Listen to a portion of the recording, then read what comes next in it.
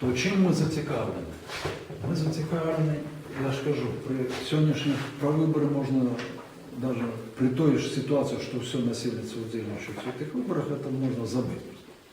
Не звертать уваги. Ну, хочешь, ну, хай. Это не хочешь синхронировать, это ты хочешь. Что можно робить? Подвышать потенциал. Вот задача цивилизации. Особистый потенциал. В процессе, это не завтра будет, не через 5 год, а будет подрастать поколение новое, якому ви самі, набувши веди, зможете передати веди. А коли ми не мали часовості за много оснований, була проблема. Но ви зрозумієте, що ще 10, 2, 30 років, і все, з ким сьогодні змагаються, вже не буде з ким змагатися. Там вже подростають другі. Ну і що, і ті, хто зараз подростають, знову будуть змагатися. Нас не цікавить тема, нам треба суперечити це думати. Підвищення потенціалу, у тим ліку про едукацію громадянську, таким чином подростає кількість людей, здольна набувати громадянство. А мало того, з цієї кількості подростає ті, кого можна обозвати. Ми можемо не зовсім удале слово, але воно таке на слуху – еліта. Мовно кажучи, ті, у кого потенціал, своє життя, своє призначення, розуміючи все це, своє призначення і своє життя ахвярує, віддає на супольне життєздоров'я. Створяються організації, набуваються веди більш глибинні. Тому що ви в процесі громадянської едукації, звичайні люди, ви будете тільки проходити теорію, як літаки льотають. Держава – це літак. Ви замість сьогодні як штурхати, 20 років ми літак проштурхали. Ми розштурхали в один бок, він не взлетів, потім завернулися в другий бок, він не взлітає. І може ті, хто за ліве крило штурхав, спрощається з тими, хто за праве. Рапсом заправляли. Что вы там, да, что вы не так штурхаете, там он не взлетает. Вы будете вивчатися, як літак льота. Тобто штурхати ви точно вже не будете. Ви зрозуміли, що. А штурханины літаки не будут. Не факт, что вы будете за штурвалом, что вы готовы. Но есть одна вероятность, что когда вы будете займатися громадянською едукацією, то серед вас будуть люди з'являтися, які будуть готові сісти за штурвал. І вашим інтересам, або не вашим, а тим, хто прийде вслед, который вот это, потом вот это еще, у них будет шанс передать, кому передать этот штурвал, заместо того, как штурхать. Вот. Тому вот тут я хотел бы... да, я тут не сказал такую речь. Дорослые функции, да, вот, я говорю, вот этих людей. Это...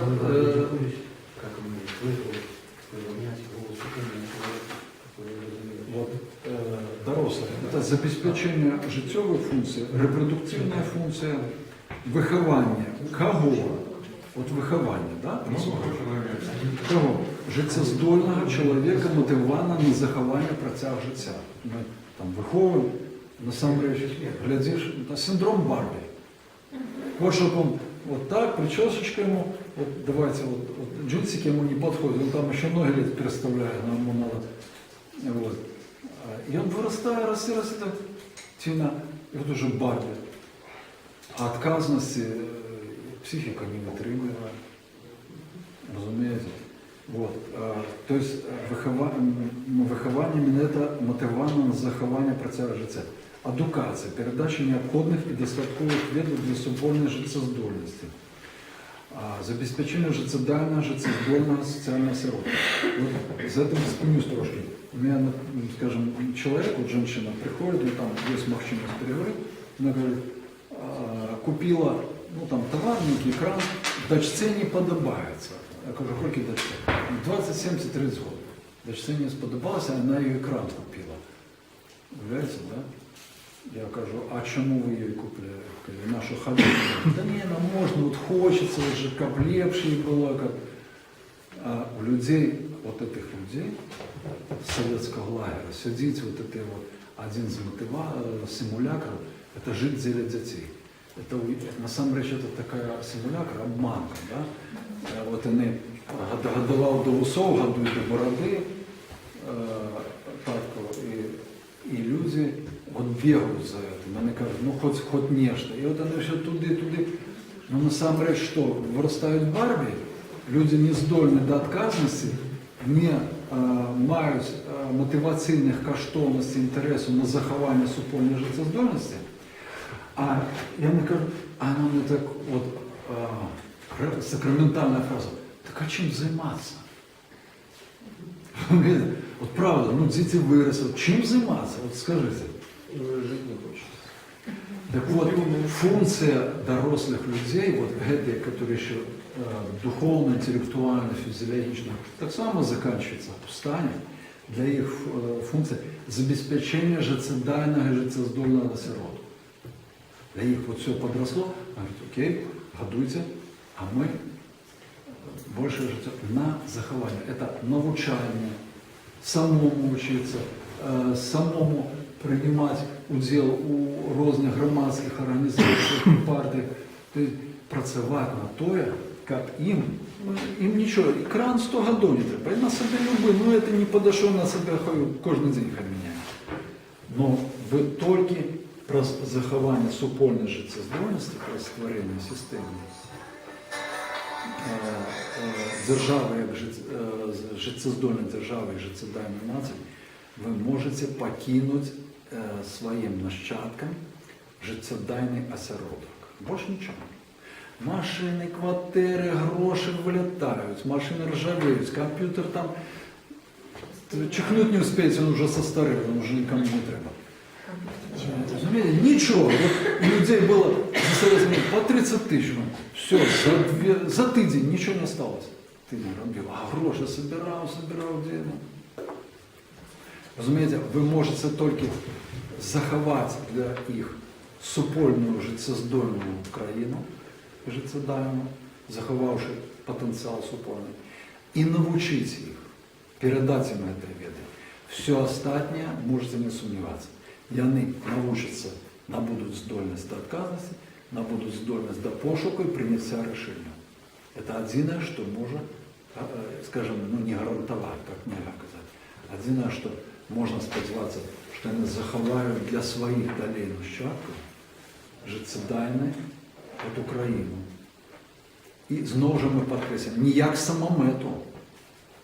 Ми ж розуміємо, що ставити самомету, усвідомляючи часове земне існування, ну, це тільки зашореним можна. Дзеля Божого призначення. Тоді це сенс є і про 1000 років.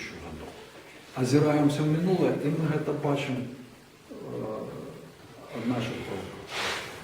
По всіх розкопках археологічних ми бачимо, що все ушло, нічого нема. Стіни рушаться, замки, ми там бігаємо, кажемо, вот, то розвалили, це розвалили. Я казав, ІГІЛ, ведеться, да, вот эта нова організація арабська, на слуху зараз, пошукайте в інтернеті. Исламское государство, Ирак и Левант. Вот. Там и христиан расстреливают всех, там уже тысячами.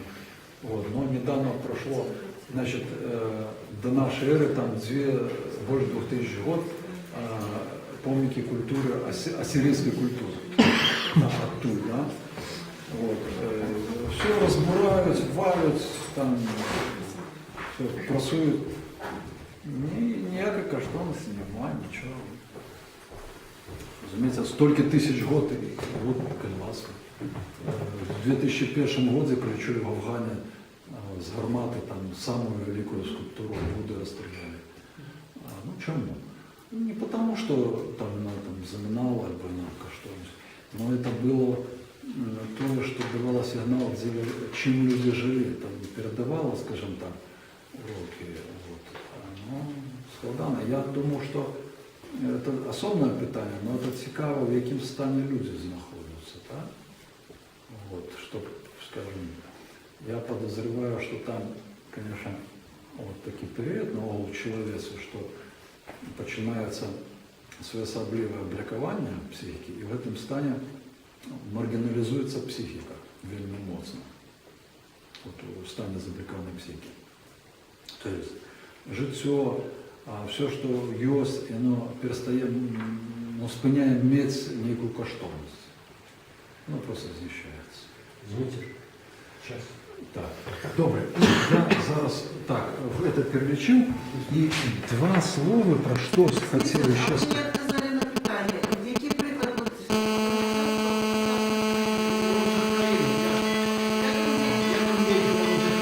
Ну, скажу так, наскільки я веду, в Ізраїлі люди приймають громадянство самостійно.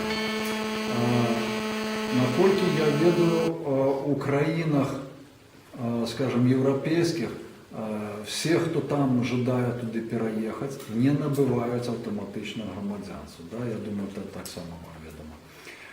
Скажем, громадяне вот у Швеції мають функцію таку, коли вони набувають громадянство, і вони не можуть, наприклад, вирішати питання, пойти, не пойти на вибори.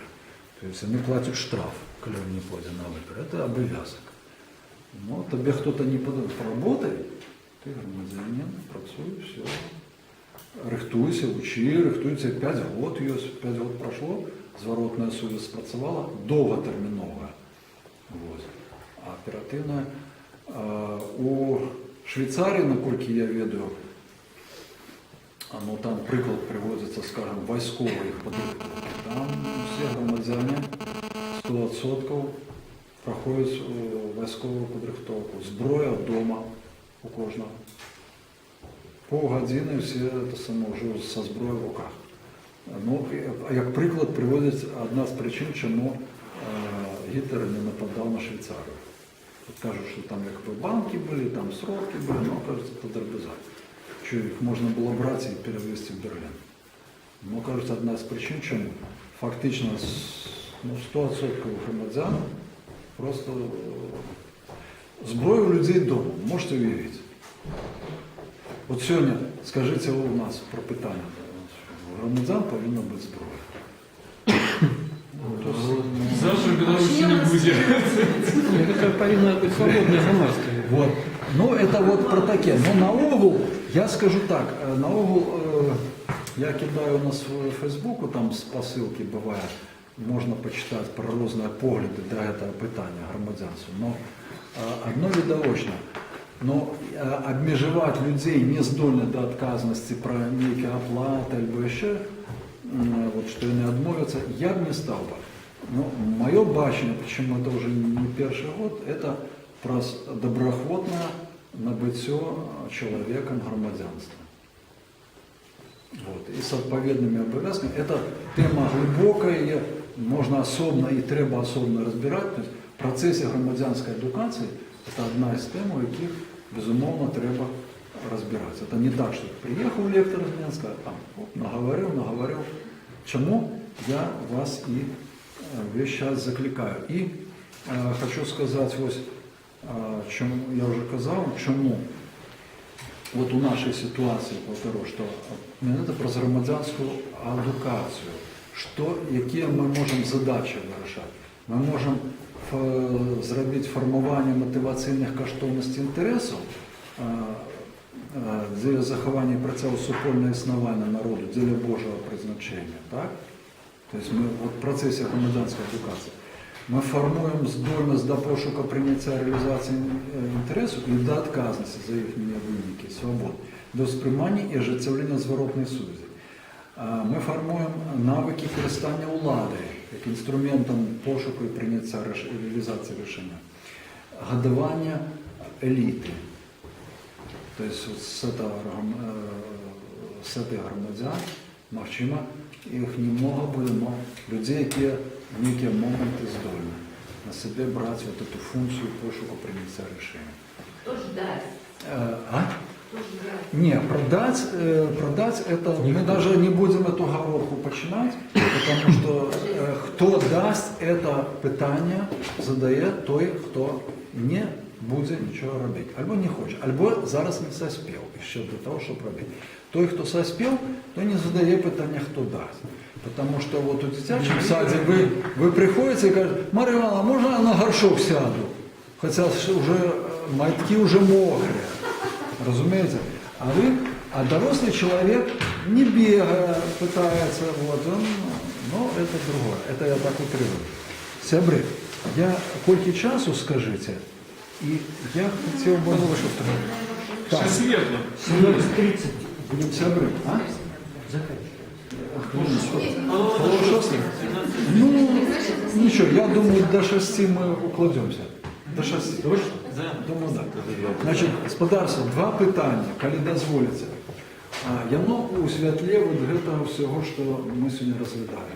Ви часто чули таке слово «назовите ідеальну державу». От розкажеш, да, а де ідеальна? От все, що я казав, це допоможе зараз от, з якої тези розібратися. Постановка питання об ідеальній державі, об ідеальному громадстві – це є не що інше, як симулятор. Это штучный мотиватор. То есть вот он один такой. Для человека вот у этом стане, вот этой стороны часового земного основания усведомления, идеальная держава, идеальное громадство – это нонсенс. Разумеете, нема у часовым земным основанием по простой причине. Человек ведает, що він сизив з цього життя. Ті, хто вслед ідуть, вони так само це ведуть. Ті, хто будуть проспять судити, не будуть вірити. Скажіть, яке вам ідеальне громадство треба? Що ви там хочете убачити індивідуально? Комунізм?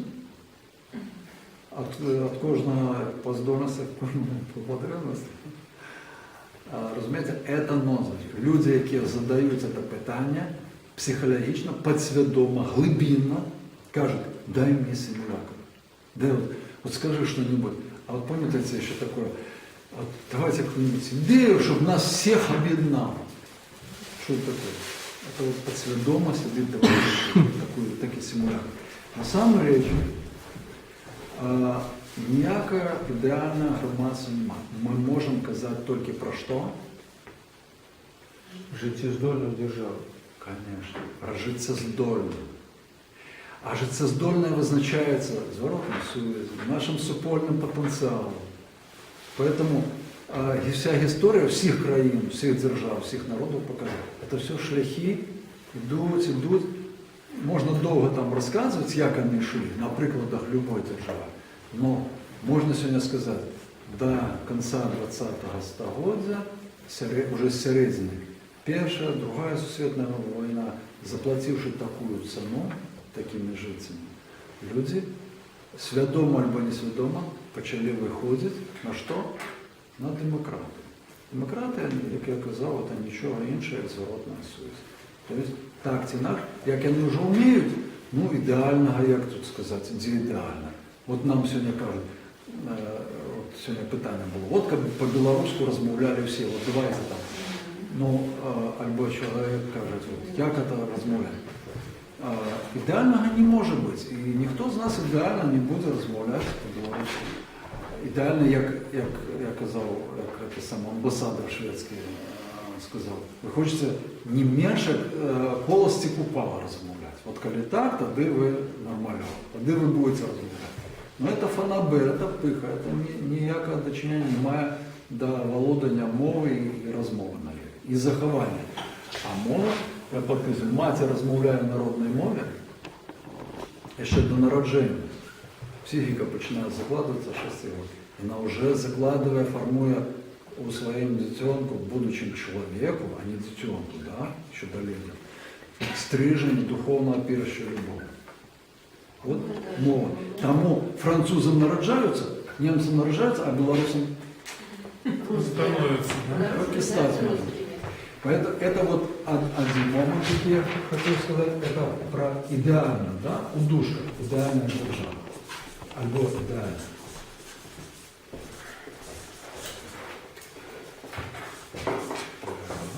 Альбо громадство. Идеальное по тем, что мы видим, есть только Царство Божие. Ну, на мир. Це нам догадає. А тут ми кажемо про життєздольне. Ведать, чому, як, чим назначається, як його заховати. І друге, про будущее.